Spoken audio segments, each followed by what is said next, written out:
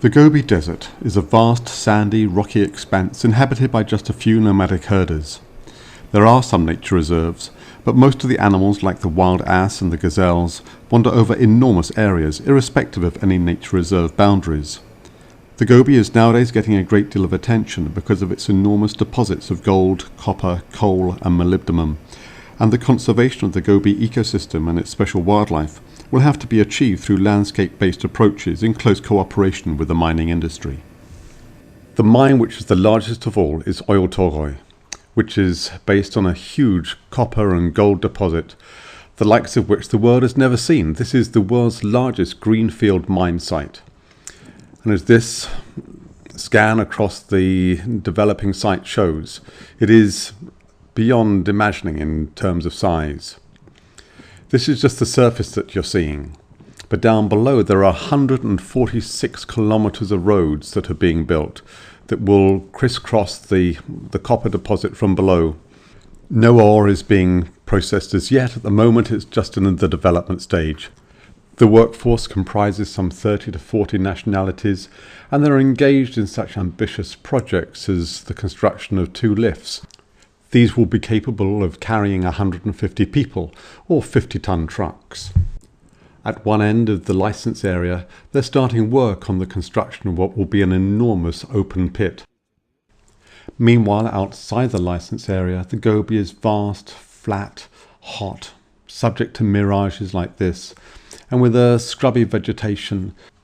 In the early summer, the flowers can be quite beautiful, like these irises and this parasitic plant, and this wild rhubarb used in traditional medicine.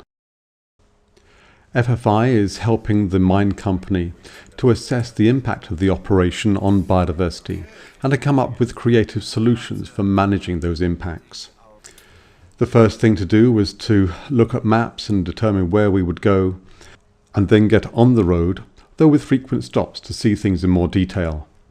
As is the way with biologists, there always seems to be some neat feces to look at in more detail to discuss what it might be, and lizards and things skulking among the rocks. This is an Eremias race runner, and this is a toad-headed agama. Perhaps the most characteristic plant of this area is the saxaul, with deep roots that find the water table far below, and the elm trees that can be found along the dry river valleys. Heavily grazed by goats when young, it's only when the bush is large enough that an elm shoot can grow and escape the mouth of the goats. The Gobi is hot. There's not very much water, and so for the whole mining operation to succeed, the supply of water is absolutely crucial. This has had to be found through lots of drilling into the fossil water, which is deep below the desert.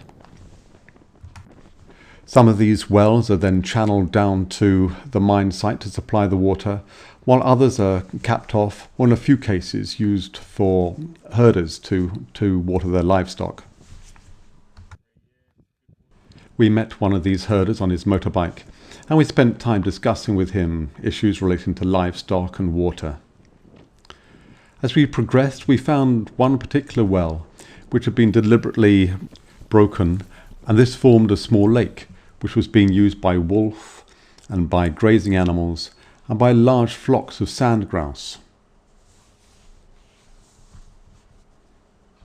But we moved on, and the next thing we saw in the distance were the plumes of dust caused by the trucks coming from the large coal mine to the west of Oyu Tolgoi. These trucks are travelling about one every half minute in both directions, one lot carrying coal down to China and the next carrying the empty trucks, heavy trucks, back to the mine site. It's the most dangerous road in Mongolia, and even though the road had been closed for a few weeks before we were there, in the first week after reopening, 3 drivers were killed. One of the most serious problems caused by this road, and the one that will be used by the Oyu Tolgoi trucks, is that they will fragment the populations of the wild ungulates that live in this area, because there's no way that they will cross the road like this. They are there, the gazelles and the wild ass, but they face an uncertain future unless the appropriate actions are taken. And that's what we're working with Oyu Tolgoi to achieve.